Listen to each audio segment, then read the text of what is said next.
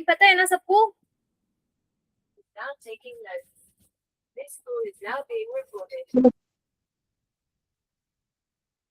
तो ये आप देखो, ये एक मैसेज है चैट बॉक्स से, मैंने एक लिंक दिया है। आप सभी वो लोग लिंक एक बार खोलो, और किसी को लिंक खोलने में प्रॉब्लम आ रही है तो मुझे बताओ।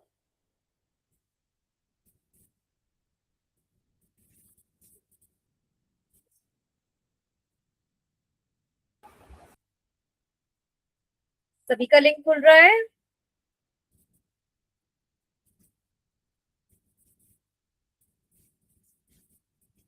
तो जब हम स्क्रीन से बात करते हैं तो आपको अनम्यूट करके जवाब देना है ना। लिंक खुल रहा है, अभी सिर्फ इतना बताना है, हाँ या ना। लिंक खुल रहा है?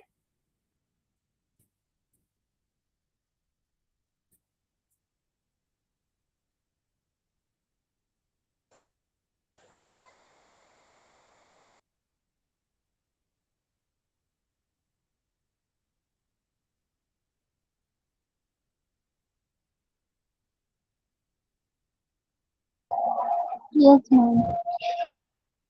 Okay, very good. सब लोग एक बार ये ट्राई करेंगे गेम।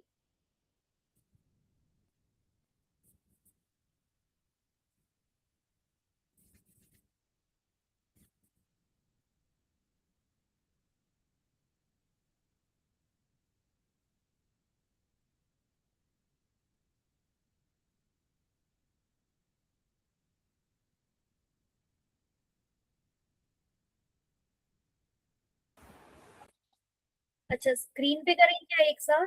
नहीं खुल रहा है मैम।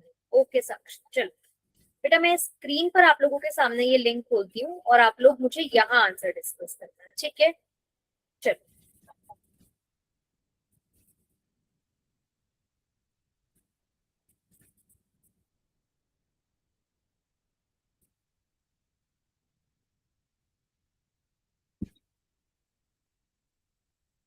एक मिनट, ठीक है, करते हैं।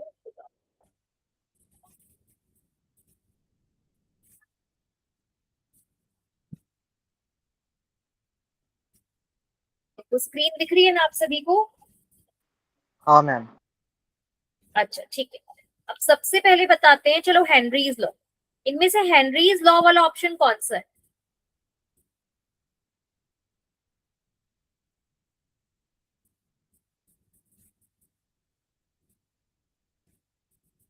हेनरीज लॉ का कल हम लोगों ने एक मैथमेटिकल फॉर्मूला करा था, तो वो मैथमेटिकल फॉर्मूला हेनरीज लॉ का इनमें से कौन सा है? ये मैंने हेनरीज लॉ लिया, आप बताना किसको टच करूं, इसको, नेक्स्ट, यस तो बोलना है।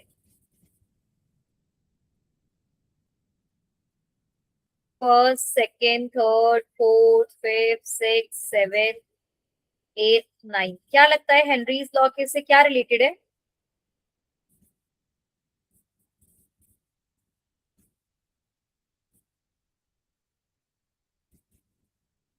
Anyone? First ma'am, first. First वाला, very good very good. Henry's law states कि जो सॉल्युबिलिटी होती है वो directly Henry's law constant multiply by pressure, ये हेनरीज लॉ का फॉर्मूला होता है। अच्छा, अब ये solid solute plus liquid solvent, तो क्या बनेगा? अगर सॉलिड सॉल्यूट है और लिक्विड सॉल्वेंट है तो इसमें से क्या बनना चाहिए? Solid solution. ठीक है, सॉलिड सॉल्यूशन मार्क कर दूं? हाँ मैम। जयेश, गलती कर रहे हो, देखो सॉलिड सॉल्यूशन गलत हो जाएगा। सॉल्वेंट कैसा है बेटा? लिक्विड। तो ये देखो, ये नहीं हो रहा है ना मैच, क्यों? क्योंकि सॉल्वेंट कैसा है? लिक्विड। तो सॉल्यूशन कैसा होगा? लिक्विड। लिक्विड। समझ में आया? जयेश, गलती समझ में आ रही है? हाँ मैम। बेटा इसलिए इस चीज को थोड़ा ध्यान से देखना है। चलो, सॉल्युबल इन बेंजीन। बेंजीन में क्या सॉल्युबल होता है?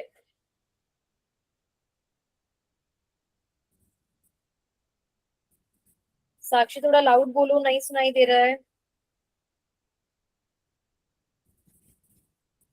ऋतिका, प्रद्युमन, निर्जला, soluble in benzene. Benzene non polar substance है, तो उसमें से क्या सॉल्युबल होगा? देखो, दो ही ऑप्शन है, NaCl या नैप्थलीन बॉल्स। तो बेंजीन में क्या सॉल्युबल होगा? Naphthalene balls. Naphthalene balls. Naphthalene balls, क्योंकि बेंजीन नॉन पोलर तो नेप्थलीन बॉल्स भी non polar. Very good. Soluble in water, water में क्या सॉल्युबल होगा? NaCl. NaCl। Very good. ये किसने आंसर बोला? निर्जला ने। Very good. ओके, समाज आप रिप्लाई नहीं कर रहे हो। Ma'am, दी मैम Naphthalene ball. अच्छा ठीक है, चलो। High amount of sugar is soluble in hot water और cold water? Hot water. Hot water. Water. ठीक है। Increasing the temperature of liquid containing gaseous solute. अगर एक लिक्विड सॉल्यूशन है जिसमें गैसियस सॉल्यूट डिसॉल्व है और उसका टेम्परेचर हम बढ़ा दें तो सॉल्युबिलिटी डिक्रीज या इंक्रीज? Decrease होगी मैम. Increase. Increase. अच्छा, अब ये तो थोड़ा कंफ्यूजन हो गया, इंक्रीज डिक्रीज। अब जितने बच्चे कह रहे हैं इंक्रीज होगी वो हैंड रेज कर लो, सो दैट क्लियर हो जाए। How many of you are saying कि सॉल्युबिलिटी इंक्रीज करेगी? निर्जला, ऋतिका के अकॉर्डिंग इंक्रीज करेगी, ठीक है। और गुरुदेव, जयेश, प्रद्युमन, समा आपके अकॉर्डिंग डिक्रीज करेगी। अच्छा, प्रद्युमन के अकॉर्डिंग भी इंक्रीज करेगी। चलो, ऋतिका इंक्रीज क्यों करेगी बच्चे? क्यों लगता है क्यों इंक्रीज करेगी?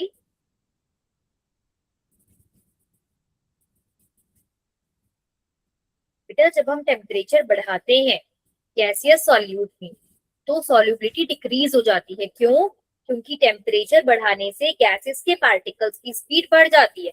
अगर हम किसी भी पार्टिकल्स को नीचे से गर्म करते हैं तो गैसेस के पार्टिकल्स क्या होते हैं? और स्पीड से मूव करने लगते हैं, और स्पीड से मूव करने की वजह से वो सॉल्यूशन से बाहर चले जाते हैं। इसीलिए टेम्परेचर इंक्रीज करने से गैसेस सॉल्यूट की सॉल्युबिलिटी क्या करती है? डिक्रीज कर जाती है। ठीक है, समझ में आया? Yes, ma'am. अच्छा चलो, increasing the pressure of a gas of a liquid solution containing gaseous solute। अगर प्रेशर इंक्रीज कर देंगे तो सॉल्युबिलिटी इंक्रीज करेगी कि डिक्रीज? Increase.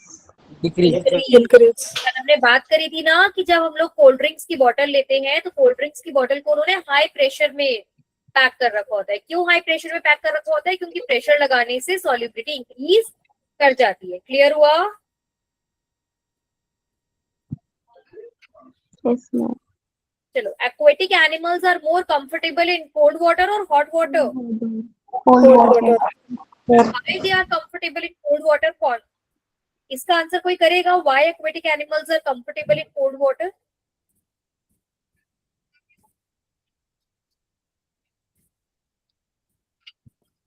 Anyone जो आंसर करे बच्चे बताओ। गुरुदेव, ऋतिका आप थे कल की क्लास में, प्रद्युमन आप ही थे। बताओ, why aquatic animals are more comfortable in cold water? ठंडे पानी में वो ज्यादा कंफर्टेबल क्यों होते हैं? क्योंकि मैम वो कोल्ड वाटर में ज्यादा अच्छे तरीके से श्वास ले सकते हैं। हाँ, क्यों? क्योंकि जो गैसेस की सॉल्युबिलिटी होती है वो टेम्परेचर के साथ चेंज हो जाती है। तो जब टेम्परेचर बढ़ता है तो सॉल्युबिलिटी कम हो जाती है, लेकिन जब कोल्ड वाटर टेम्परेचर कम है तो ऑक्सीजन ज्यादा सॉल्युबल होता है, जिस वजह से वो अच्छे से सांस ले पाते हैं। और अगर लिक्विड सॉल्यूट और सॉलिड सॉल्वेंट है तो सॉल्यूशन कैसा बनेगा? सॉलिड। Solid solution. अब ये तो सभी को क्लियर हो गया। चलो, हमने एक अच्छा सा वो कर लिया है, ठीक है। और हमारे अच्छे खासे हमारी पूरी रिवीजन हो गई है, ठीक है। चलो, हमारे अच्छा सा स्कोर आ गया है 88.889। तो आज की क्लास स्टार्ट करें? Yes, ma'am. Yes, ma'am. Okay बच्चों, ठीक है। तो आज की क्लास के लिए मेरी पूरी स्क्रीन दिख रही है ना? हाँ, ये देखो बेटा, हम लोगों ने यहाँ तक सारा पढ़ लिया था सॉल्यूशंस में, जहाँ पर हम लोगों ने लास्ट हेनरीज लॉ तक पढ़ा था कि किस तरीके से सॉल्युबिलिटी डायरेक्टली प्रोपोर्शनल होती है प्रेशर की। और सॉल्युबिलिटी का हम लोगों ने ये फॉर्मूला कर लिया था KHP। वहां पर KH जो होता है वो हेनरीज कांस्टेंट होता है। यहाँ तक क्लियर हुआ था बेटा? क्या आप लोगों को समय मिल पाता है घर पे क्वेश्चंस ट्राई करने का? ये बताइए, क्या आप लोग घर पे रिवीजन करते हैं, क्वेश्चंस प्रैक्टिस कर रहे हैं? देखिए, आप दिन में 10 मिनट निकालिए, 15 मिनट निकालिए, लेकिन क्वेश्चंस जरूर ट्राई करिए। जब तक आप क्वेश्चंस ट्राई नहीं करेंगे तब तक आपकी प्रैक्टिस अच्छे से नहीं हो पाएगी। तो इसलिए ये बहुत जरूरी है, जैसे अभी हम लोगों ने मैच द फॉलोइंग करा, ये करा, तो सिमिलरली आप ज्यादा से ज्यादा क्वेश्चंस भी ट्राई करें। ठीक है, चलो बेटा, जैसे कर हमने हेनरीज लॉ पढ़ा था ना, आज की क्लास में हम लोग पढ़ेंगे राउल्स लॉ। बताती हूँ।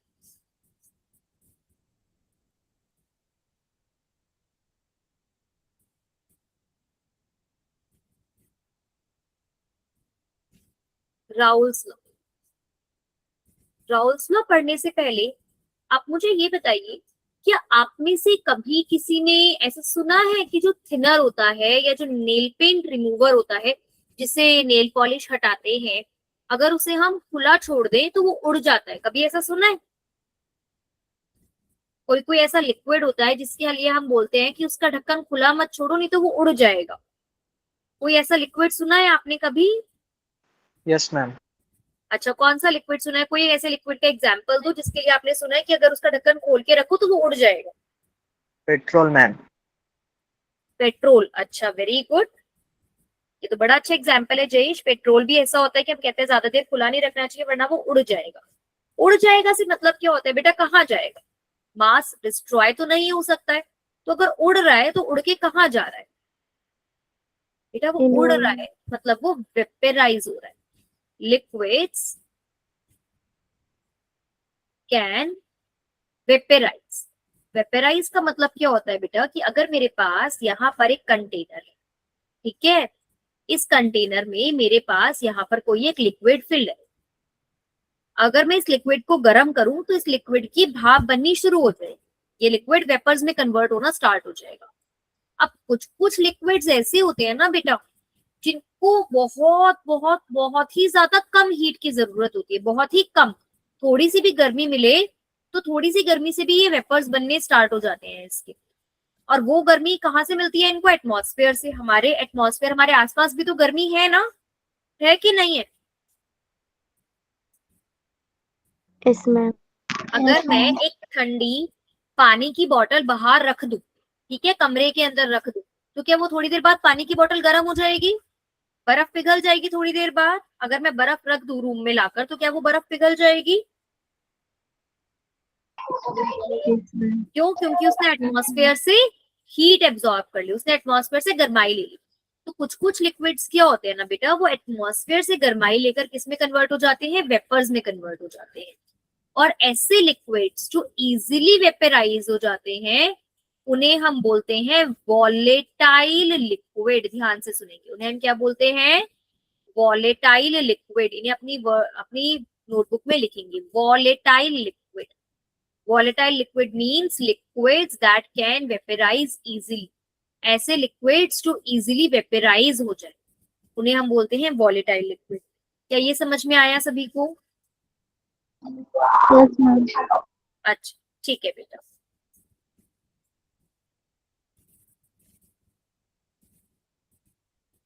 अब यहां समझ, नेक्स्ट पेज पर आते हैं। बेटा यहाँ मेरे पास एक कंटेनर है, एक बीकर है। इस बीकर को मैंने क्या करा? बंद कर दिया। इस बीकर का ढक्कन बंद, ठीक है। और इस बीकर में मेरे पास एक लिक्विड है, उस लिक्विड का नाम है ए लिक्विड, ठीक है। और ये कैसा लिक्विड है? वॉलेटाइल लिक्विड है। अगर ये वॉलेटाइल लिक्विड है तो बेटा इसके वेपर्स बनेंगे। आ रही है बात समझ में? ये वॉलेटाइल लिक्विड है तो इसके क्या होंगे? वेपर्स बनेंगे। लेकिन क्योंकि ये बीकर बंद है तो क्या ये वेपर्स बाहर जा पाएंगे? No ma'am. नहीं जा पाएंगे। ऐसे में क्या होगा बेटा? ये जो इसके वेपर्स है ये इधर उधर ही घूमते रहेंगे कि एक जगह? इसके जो वेपर्स है, जो धुएं है, वेपर्स मतलब जो भाप बन रही है, क्या वो भाप एक जगह रहेगी कि इधर उधर पूरे उसके पार्टिकल्स घूमेंगे? इधर उधर घूमेंगे। इधर उधर घूमेंगे। बेटा जब इधर उधर घूमेंगे तो प्रेशर भी लगाएंगे। कल मैंने बताई थी ना एक बात, प्रेशर क्या होता है कि जब पार्टिकल्स आपस में घूमते हैं और वो धक्का लगाते हैं, मान लो एक दूसरे को धक्का लगाएंगे, नीचे वाले लिक्विड को धक्का लगाएंगे, इधर इसकी बॉल को धक्का लगाएंगे, तो इसका मतलब वो क्या कराएंगे, वो एक प्रेशर अप्लाई करेंगे। क्या ये बात सभी को समझ में आ रही है? हाँ जी मैम। यस। तो बेटा उसने जो प्रेशर लगाया उसे हमने बोल दिया पी। कैसा प्रेशर लगाया उसने, जो प्रेशर लगाया उसे हमने बोल दिया पी। ठीक है।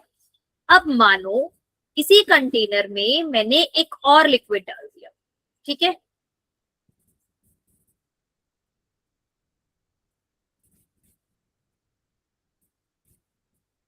इस लिक्विड का नाम है बी, और ये भी एक वॉलेटाइल लिक्विड है, मतलब इसके भी वेपर्स बनते हैं। तो अब बी के भी वेपर्स बनेंगे।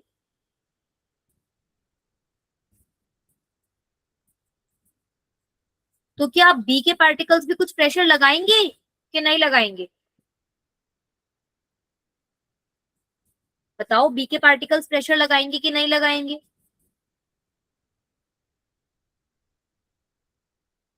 बेटा मैं चाहती हूँ सिर्फ आप बोलो, जब तक आप बोलोगे नहीं, क्लास में पार्टिसिपेट नहीं करोगे, तब तक नहीं होगा। तो थोड़ा थोड़ा बोलो। जैसे ए के पार्टिकल्स प्रेशर लगा रहे हैं, वैसे बी के पार्टिकल्स भी प्रेशर लगाएंगे, और उसका प्रेशर कितना हो जाएगा, पी बी हो जाएगा। क्या ये बात क्लियर हो रही है? Yes ma'am. Yes. अब बेटा जो राउल्स लॉ है ना, वो हमें ये बताने में हेल्प करता है कि ये पीए कितना होगा या फिर ये पीबी कितना होगा, मतलब ये वेपर प्रेशर कितना होगा।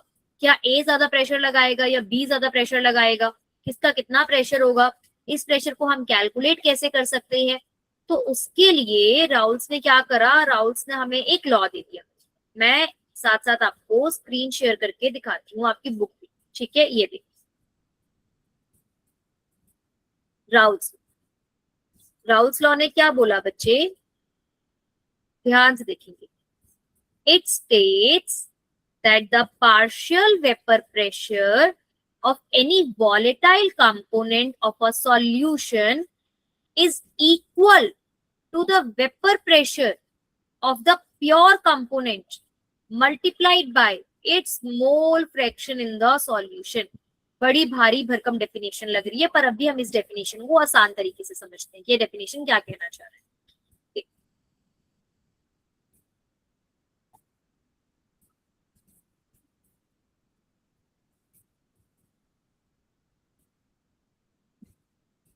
यहां समझते बेटा, अभी तो मैंने एक ही कंटेनर में दोनों डाले थे, बट अब मैं क्या करती हूँ, दो अलग अलग कंटेनर बनाती हूँ। यहाँ पर मैंने एक कंटेनर बनाया है, इसमें एक लिक्विड है बी,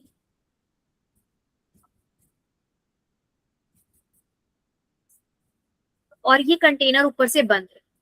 बेटा जब ये कंटेनर ऊपर से बंद है और इसमें बी है, तो जो वेपर्स बनेंगे वो सिर्फ और सिर्फ बी के बनेंगे। तो बेटा इसको हम बोलते हैं प्योर बी। इसको हम क्या बोलेंगे, प्योर बी। क्यों? क्योंकि इस बी में कुछ भी मिक्स नहीं है। सिमिलरली अगर यहाँ पर एक कंटेनर है, जिस कंटेनर में सिर्फ और सिर्फ ए लिक्विड है और कोई दूसरा लिक्विड नहीं है, सिर्फ एक लिक्विड है ए, तो यहाँ पे जो वेपर्स बनेंगे, ये भी मैंने ऊपर से बंद कर दिया है, तो यहाँ पे भी जो वेपर्स बनेंगे वो किसके बनेंगे, सिर्फ और सिर्फ ए के बनेंगे। तो बेटा यहाँ पे जो प्रेशर लगेगा वो सिर्फ और सिर्फ पी बी लगाएगा। तो यहाँ पर हम एक छोटी सी डॉट बना देते हैं, इस डॉट को बोलते हैं पी नॉट बी। इसको हम क्या बोलते हैं, P not B. P not B का मतलब है कि सिर्फ और सिर्फ बी के ही वेपर्स बन रहे हैं, यहाँ पर बी के साथ कुछ और मिक्स नहीं है। या फिर यहाँ पर सिर्फ और सिर्फ अगर प्रेशर जो बन रहा है, यहाँ पर सिर्फ और सिर्फ ए के वेपर्स हैं, तो ऐसे में जो प्रेशर बनेगा उसे हम बोलेंगे P not a. P not a का मतलब हो गया कि ये प्योर ए का प्रेशर है, और पी नॉट बी का मतलब हो गया कि ये प्योर बी का प्रेशर है। क्या ये बात सभी को समझ में आई? प्योर कंपोनेंट का प्रेशर कैसे कैलकुलेट करते हैं? प्योर कंपोनेंट का प्रेशर मतलब बेटा आपने एक कंटेनर में सिर्फ वो प्योर लिया, प्योर बी लिया या प्योर ए लिया, और तब जो प्रेशर आया उसको हम पी नॉट बी या पी नॉट ए से रिप्रेजेंट कर देंगे। ये क्लियर हुआ?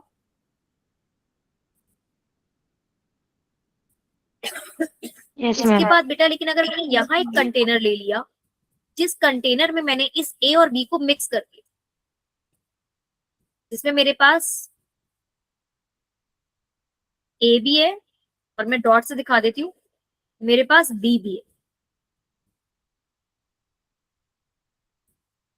तो बेटा अब जब वेपर्स बनेंगे तो वेपर्स तो दोनों के बनेंगे, वेपर्स ए के भी बनेंगे और वेपर्स बी के भी बनेंगे। तो यहाँ पर जो प्रेशर बनेगा ए का उसे पीए बोलेंगे और जो प्रेशर बनेगा बी का उसे पी बी बोलेंगे। अब पी नॉट यूज नहीं करेंगे, क्यों? क्योंकि अब ये प्योर नहीं है। नॉट कब यूज करते हैं? जब ये प्योर होता है। कितना क्लियर हुआ?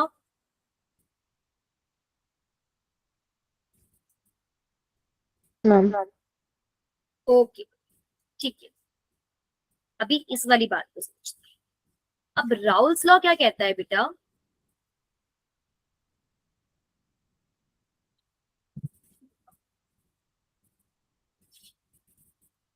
Raoult's law states that the partial vapor pressure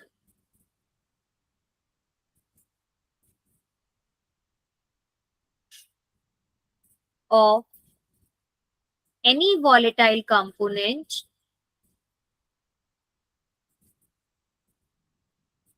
is equals to its pressure of pure component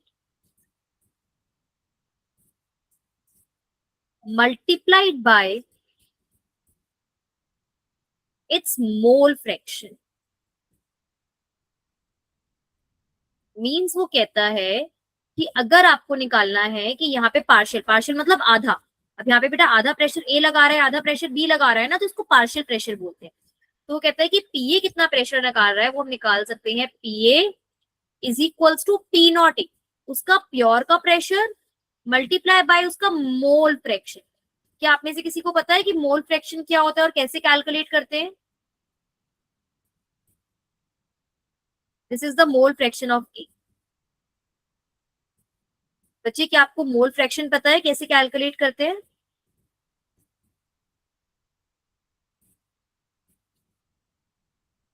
अच्छा, मोल्स पता है क्या होते हैं? कोई बताएगा मुझे, व्हाट आर मोल्स?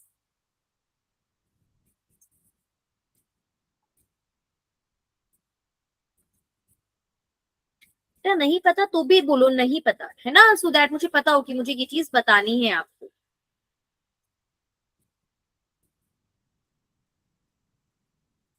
पता बता जी। क्या बेटा?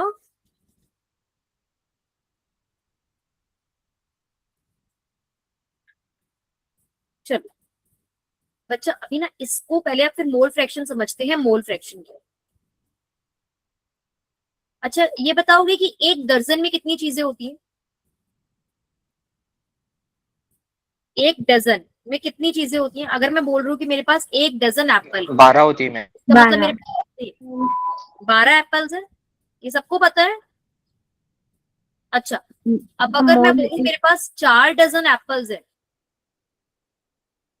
तो मतलब कितने एप्पल्स हैं?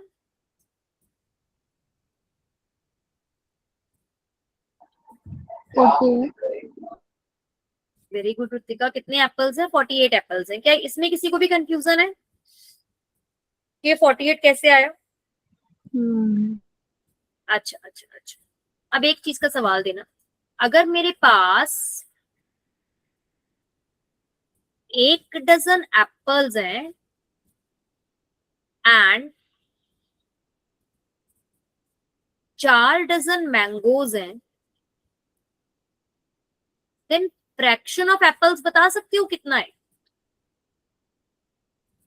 फ्रैक्शन पता है आप लोगों को?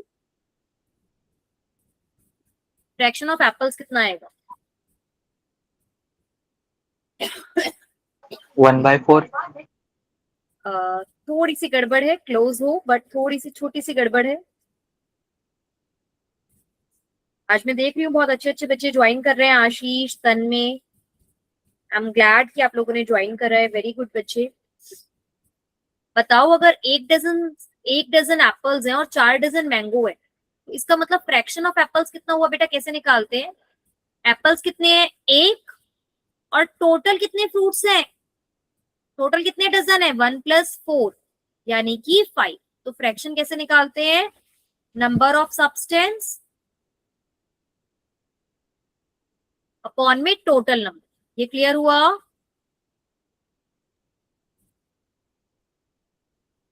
बेटा ये समझ में आया? Yes ma'am. यस, चल। अच्छा अब मेरी एक बात समझो बेटा, जो एटम होता है ना वो बहुत बहुत बहुत बहुत बहुत छोटा होता है। इतना छोटा कि अगर मैंने ये डॉट बनाई है ना तो इस डॉट में भी बिलियंस एंड बिलियंस, मतलब करोड़ों करोड़ों एटम है। एटम का साइज बहुत छोटा होता है, जितना आप सोच सकते हो उससे भी छोटा। तो ऐसे में अगर मैं एक एटम उठाऊं और उसकी बात करूं, उसके बारे में कुछ भी रिसर्च करना चाहूं, तो क्या मैं कर पाऊंगी?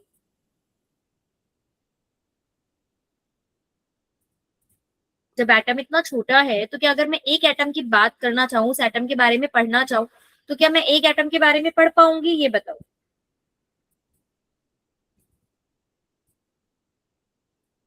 Yes ma'am. एटम इतना छोटा है, अगर मैं आपको एक इतनी छोटी चीज दे दूं, कितना छोटा आप समझो कि ये एक लाइन है और इस लाइन को आपको इतने हिस्सों में बांटना है।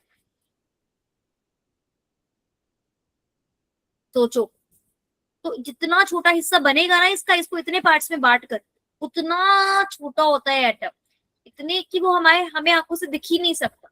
जो चीज हमें आंखों से दिख नहीं सकती, क्या उसके बारे में पढ़ना हमारे लिए आसान होगा? क्या हम उसके से पढ़ सकते हैं उसकी बात को? नहीं पढ़ पाएंगे ना बेटा, बहुत मुश्किल हो जाएगा इतनी छोटी चीज के बारे में पढ़ना। तो अगर मैं एक उठाऊंगी तो भी कुछ नहीं होगा, 100 उठा लूंगी तब भी कुछ नहीं होगा, इवन 1000 10,000 उठा लूंगी तब भी कुछ नहीं होगा। हमें चाहिएंगे बहुत सारे एटम। कितने सारे एटम? उसके लिए एक साइंटिस्ट आए, एविगेट्रो, और उन्होंने एक नंबर बताया। उन्होंने क्या बताया? उन्होंने बोला आप ये नंबर ले लो।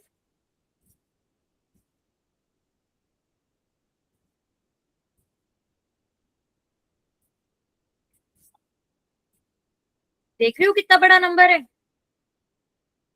उन्होंने बोला आप इतने सारे एटम्स इकट्ठे करोगे ना और तब उनके बारे में पढ़ोगे, तब जाके आपको थोड़ी सी बात एटम्स की समझ में आएगी। अब ये नंबर तो देखने में बड़ा खतरनाक लग रहा है। इस नंबर को हम ऐसे लिख देते हैं, 6.022 इंटू 10⁻⁻23। ध्यान से देखो, यहाँ पर 23 आ जाएगा। 1 2 3 4 5 6 7 8 9 10 11 12 13 14 15 16 17 18 19 20 21 22 23। तो 23 से पहले डॉट लगा के 6.0 इंटू 10⁻23। उन्होंने बोला आप इतने एटम्स इकट्ठे करो, या आप इतनी चीजें इकट्ठे करोगे ना तब उनके बारे में पढ़ना आसान हो जाएगा। और इस नंबर को बेटा हमने क्या बोल दिया? इस नंबर को हमने बोल दिया 1 मोल। क्या बोला? 1 मोल। मतलब अगर मैं कहती हूँ मेरे पास 1 मोल चौक है, इसका मतलब मेरे पास 6.022 इंटू 10⁻23 चौक है। आई बात समझ में? अगर मैंने बोला मेरे पास 1 मोल ऑक्सीजन एटम्स है, इसका मतलब मेरे पास 6.022 इंटू 10⁻23 ऑक्सीजन एटम्स है। क्या बच्चे ये बात क्लियर हो रही है आपको?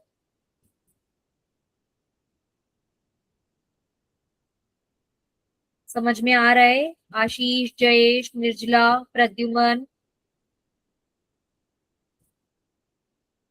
ऋतिका, समा? Yes ma'am. Okay, yes ma'am. मैंने देखा कि हाँ, हैंड्स अप। अच्छा फिर एक बात बताओ, अगर मेरे पास मैं लिखती हूँ 2 मोल वाटर मॉलिक्यूल्स है, तो मतलब कितने वाटर मॉलिक्यूल्स है? कोई बताएगा? अगर मैंने लिखा मेरे पास 2 मोल वाटर मॉलिक्यूल्स है, मतलब मेरे पास कितने वाटर मॉलिक्यूल्स है?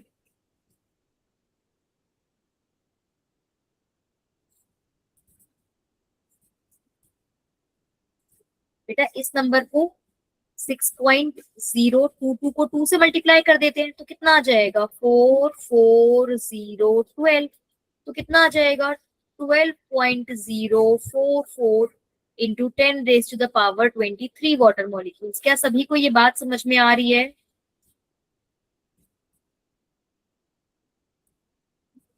बेटा क्या यस ये बात मैम। क्लियर हो रही है? हाँ, वेरी गुड। बेटा ये जो मोल है, इस टॉपिक का नाम है मोल कंसेप्ट। ये एक बहुत इंपॉर्टेंट टॉपिक है। ये टॉपिक अगर आपको नहीं क्लियर होगा तो आपको प्रॉब्लम होगी, इसलिए इस टॉपिक को आपको अच्छे से समझना है, मोल कंसेप्ट, ठीक है। अब इसको यहां समझो। अब देखो मैं थोड़ा सा वापस बेसिक मैथ्स चेक कर रही हूँ, आप ध्यान से समझो। अगर मैंने बोला कि 1 डजन ऑरेंजेस का जो वेट होता है वो होता है 15 किलो, ठीक है, और मेरे पास 60 kg ऑरेंजेस है, तो बता सकते हो मेरे पास कितने डजन ऑरेंज है?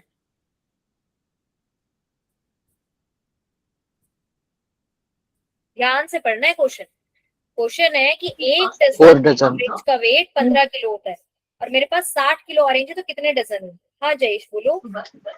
4 मैम। 4, ठीक है, बाकी बोलो। 4 डजन। 4, ठीक है।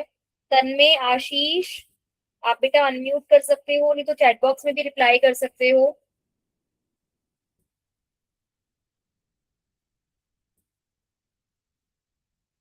निर्जला, ओके ओके ओके, सबको समझ में आ रहा है, सब एकदम इंटेलिजेंट बच्चे। बेटा ये 4 आप लोगों ने कैसे निकाला?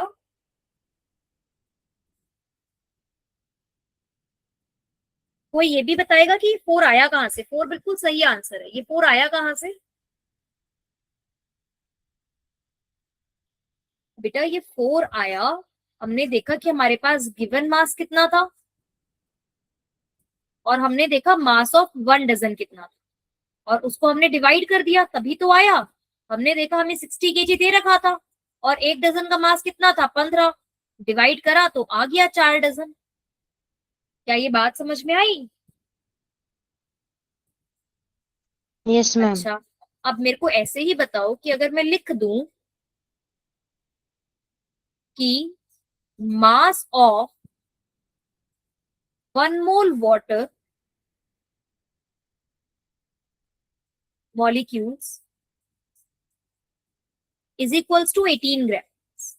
अगर मैं लिख दूं कि 1 मोल वाटर मॉलिक्यूल्स का वेट 18 ग्राम होता है and I have 144 grams of water molecules, तो कैलकुलेट नंबर ऑफ मोल्स। तो मतलब मेरे पास कितने नंबर ऑफ मोल्स हैं वाटर मॉलिक्यूल्स के? बताओ।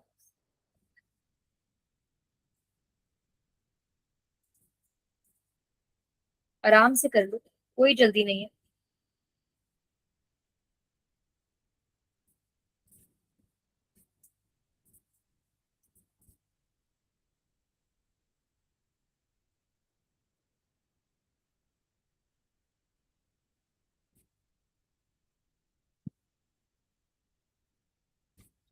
ध्यान से देखना है, mass of 1 mole water molecule, इसे मोलर मास भी बोलते हैं बेटा, मोलर मास ऑफ वाटर।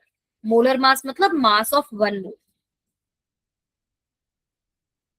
वो 18 है और मेरे पास 144 ग्राम्स है, तो कितने नंबर ऑफ मोल्स है?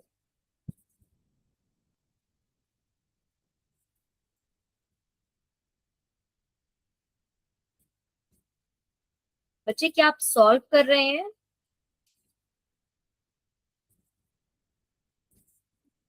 या नहीं समझ में आ रहा कि कैसे करना है?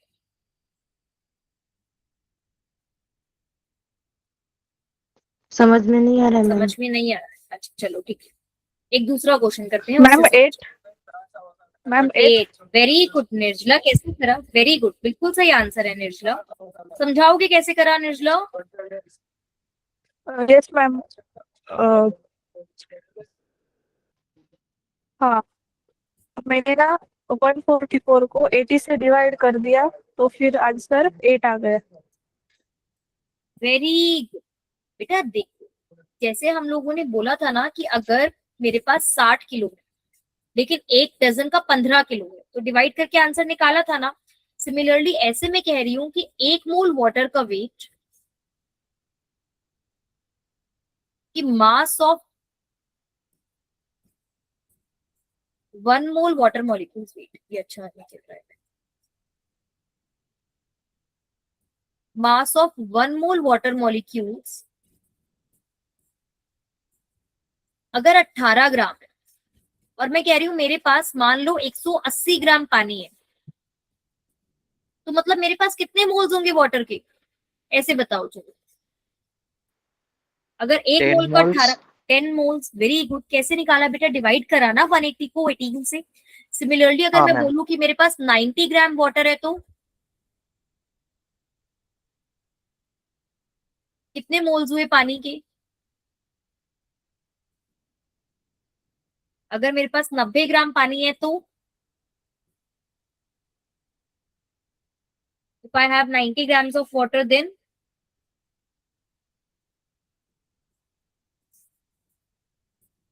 1 मोल का 18 ग्राम है। 0.2. 0.2 नहीं बेटा, ध्यान से 5 देखो।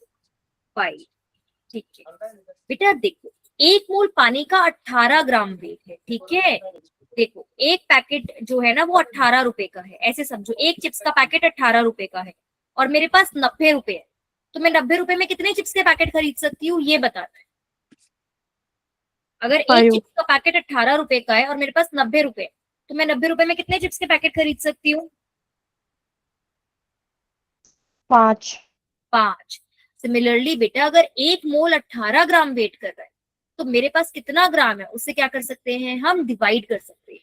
इसे तो ऐसे समझो कि नंबर ऑफ मोल्स का फॉर्मूला होता है गिवन मास अपॉन में मोलर मास, given mass upon molar mass. बेटा इस फॉर्मूला को अपनी नोटबुक में बिल्कुल अच्छे से लिख लो और उसके आसपास एकदम ऐसे बड़ा सा स्क्वायर बना के लिखो। Very very very important formula. ये फॉर्मूला हम बहुत सारी जगह पर यूज करने वाले हैं। Very very very important formula.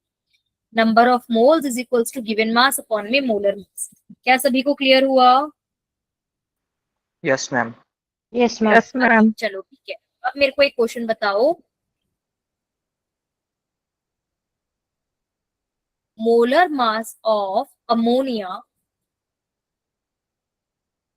Ammonia का फॉर्मूला होता है NH3 इज 17 ग्राम्स पर मोल। ये यूनिट होती है मोलर मास की, ठीक है, 17 ग्राम्स पर।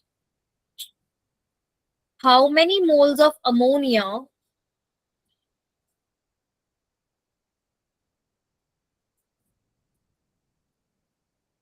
will be there in 51 grams। बताओ।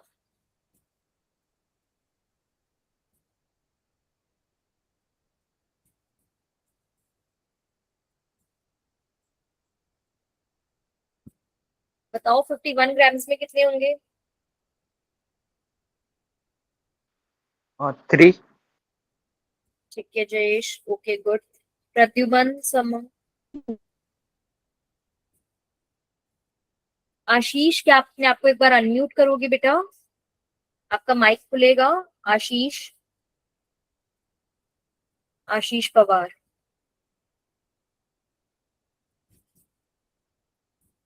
तन्मय,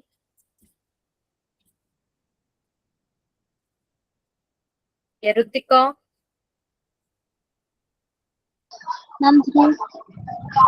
ऋतिका आपका आंसर आया इसका।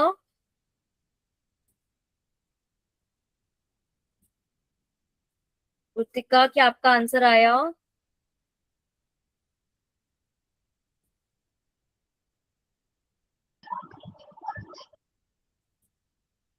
बेटा देखो नंबर ऑफ मोल्स निकालने हैं, तो नंबर ऑफ मोल्स के लिए गिवन मास हमारे पास कितना है 51 और मोलर मास यानी कि मास ऑफ 1 मोल कितना है 17। डिवाइड 17. करेंगे तो कितना आ गया 3 मोल्स आ गया। क्या सभी को ये बात क्लियर हुई। हाँ मैम। ठीक है, वेरी गुड। बेटा अब एक और बात समझो कि हर बार क्वेश्चन में मोलर मास गिवन होता है वैसे तो ज्यादातर, पर आपको इन जनरल मोलर मास निकालना भी आना चाहिए। मोलर मास निकालने के लिए हमें एलिमेंट्स का मोलर मास पता होना चाहिए, कुछ कुछ मोलर मास हमें याद होनी चाहिए। बेटा ये कुछ कॉमन मोलर मास है, ये अपनी कॉपी में लिख के रखो।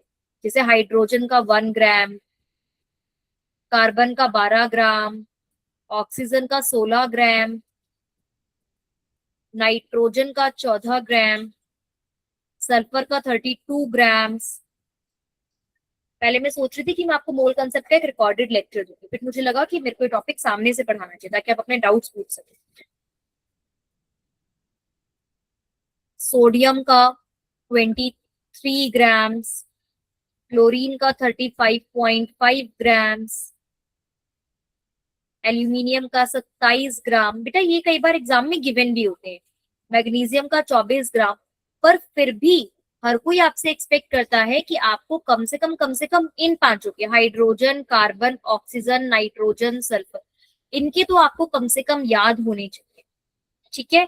अब होता क्या है बेटा, मान लो मुझे H2O का निकालना है, तो H2O के अंदर 2 हाइड्रोजन है, तो एक हाइड्रोजन का अगर एक है तो 2 हाइड्रोजन का कितना हो जाएगा?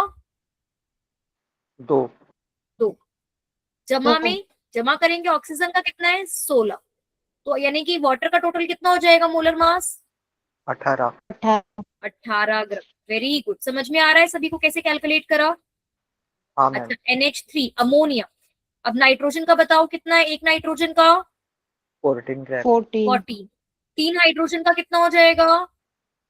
3 ग्राम 3 3। तो यानी कि टोटल अमोनिया का कितना हुआ? 17 ग्राम 17 17 ग्राम। Very good. चलो, CH4, इसको बोलते हैं मिथेन गैस। साथ साथ बेटा अब आप लोगों को नाम भी पता होने चाहिए। CH4 मिथेन, जल्दी से बताएंगे इसका कितना आएगा? C का 12 16 आएगा मैम। हाँ, टोटल बताना है साक्षी। 16 ग्राम हाँ, वेरी गुड। जयेश ने बिल्कुल सही बताया, साक्षी भी सही जा रही है। समा, आपको आ रहा है समझ में? Yes ma'am. ठीक है, वेरी गुड। ऋतिका, निर्जला, यस मैम। गुड। ठीक है, चलो इसका बताओ।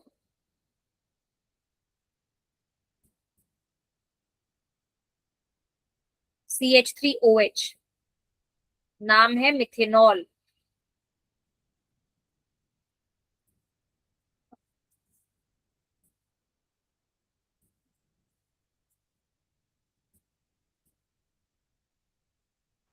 32 ग्राम बड़ा फास्ट कैलकुलेशन करते हो, अच्छे बच्चे हो एकदम। चलो, 12 जमा 4 जमा 16, बिल्कुल सही बात है, 32 ग्राम। तो क्या सभी को समझ में आ गया? Yes ma'am. अब सबको मोल समझ में आया? मोल निकालने का क्या फॉर्मूला होता है? गिवन मास अपॉन में मोलर मास। मोलर मास कैसे निकालते हैं ये समझ में आया? जी मैम। अच्छा, अब ये समझते हैं बेटा कि मोल फ्रैक्शन क्या होता है, जहां से हमारा राउल्स लॉ शुरू हुआ था। मोल फ्रैक्शन क्या होता है बेटा, ये समझो। अगर मैं यहाँ पर एक सर्कल बनाऊं, ठीक है, और इस सर्कल के अगर मैं इस तरीके से भाग कर दूं,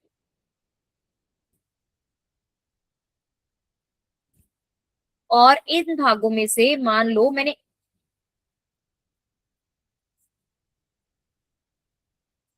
इन भागों में शेड कर दिया, और मैं पूछूं कि फ्रैक्शन ऑफ शेडेड क्या है, तो कितना आएगा फ्रैक्शन ऑफ शेडेड रीजन?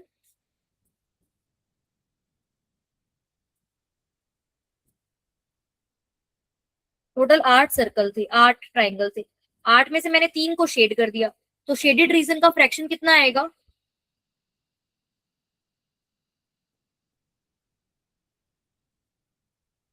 बेटा फ्रैक्शन आएगा 3/8। कितने शेड करे हैं अपॉन में टोटल नंबर, ऐसे फ्रैक्शन निकालते हैं। ठीक है, समझ में आया? जी मैम। अगर अब मैं एक बॉक्स ले लूं, और इस बॉक्स में मान लो मेरे पास ये सर्कल है, ठीक है, 6 सर्कल है, 3 ट्राइंगल है, और 2 स्क्वायर है। ध्यान से देखना है क्या बोला है मैंने, 6 सर्कल है, 3 ट्राइंगल है, और 2 स्क्वायर है। अब मैं बोलती हूँ कि फ्रैक्शन ऑफ स्क्वायर बताओ, तो कितना आएगा फ्रैक्शन ऑफ स्क्वायर?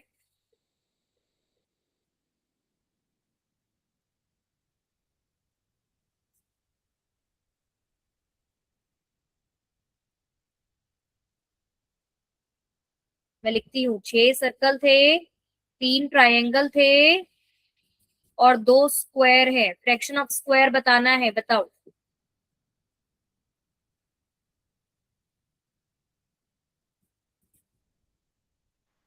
2/11.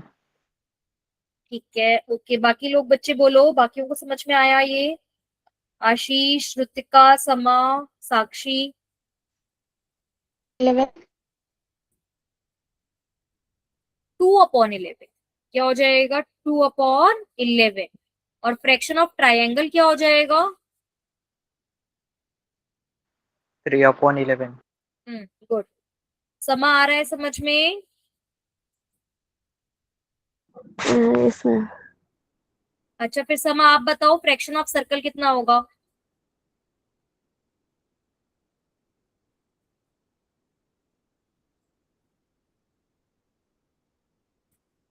2/11 नहीं बेटा, सर्कल कितने हैं? 6 हैं, है मैम। ना? वो तो इस सर्कल दिख का रही फ्रैक्शन है। क्या बेटा? वो 2 दिखाई दे ना मैम, मुझे सर्कल लगा। अच्छा नहीं, सर्कल 6 है, ठीक है, तो 6/11 सभी को समझ में आ रहा है ये? Yes, ma'am. अच्छा, अब ऐसे ही इस चीज को बेटा हम यहाँ से समझते हैं। अब हमने बात करी थी कि अगर ये मेरे पास एक कंटेनर है जिसके अंदर मेरे पास 2 लिक्विड है, एक लिक्विड है मेरे पास ए, ठीक है, और एक दूसरा लिक्विड है मेरे पास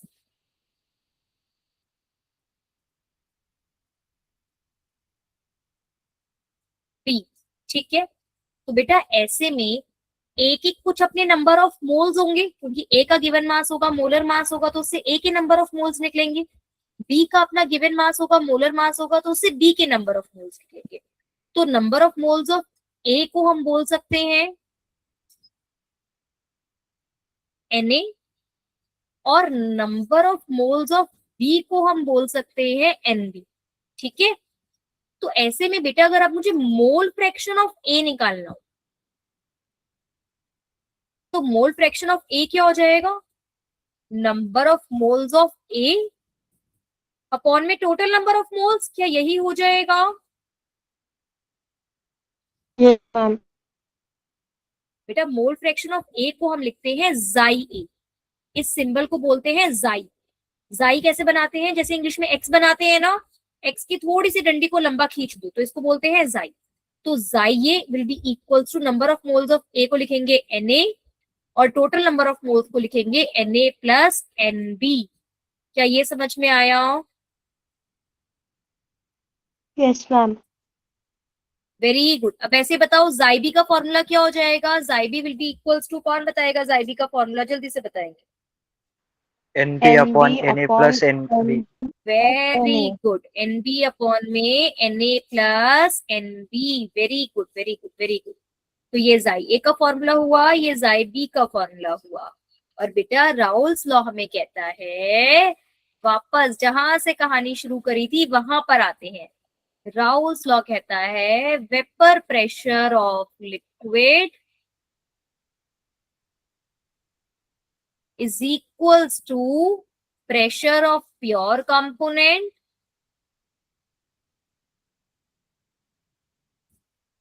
multiply by its mole fraction। मतलब कि अगर मुझे पीए निकालना है तो पीए निकालने का फॉर्मूला हो गया P not A multiply by जाई ए। क्या ये समझ में आया?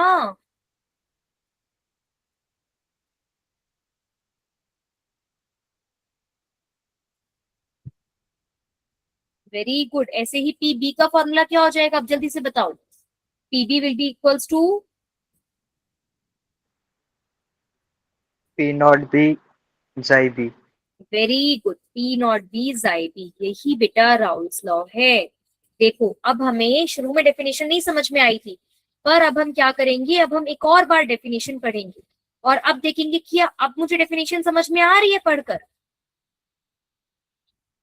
देखो, it states that partial vapor pressure of any volatile component of a solution is equal to the vapor pressure of pure component multiplied by its mole fraction। यानी कि P1 अगर मैं बात कर रही हूं तो Xi1 P1 नॉट, और अगर मैं P2 की बात कर रही हूं तो Xi2 P2 नॉट। जैसे हम A B लिख रहे थे तो वो P1 P2 लिख रहे हैं। समझ में आ रहा है ये? Yes, ma'am. Very very good.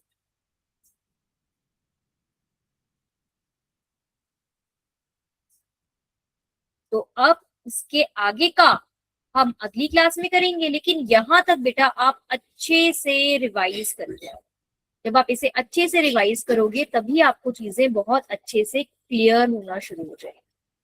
बहुत जरूरी है कि आप ये सारी चीजें अच्छे से पढ़ो, ठीक है।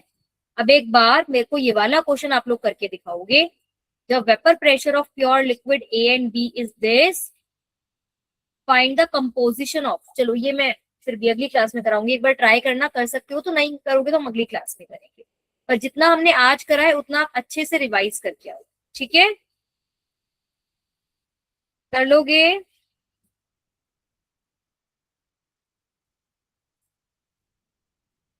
हाँ ना बोलना पड़ेगा बच्चे। Yes ma'am. Very good, Yes, ma'am. ठीक है, गुड। तो ये रिवाइज करके नेक्स्ट क्लास।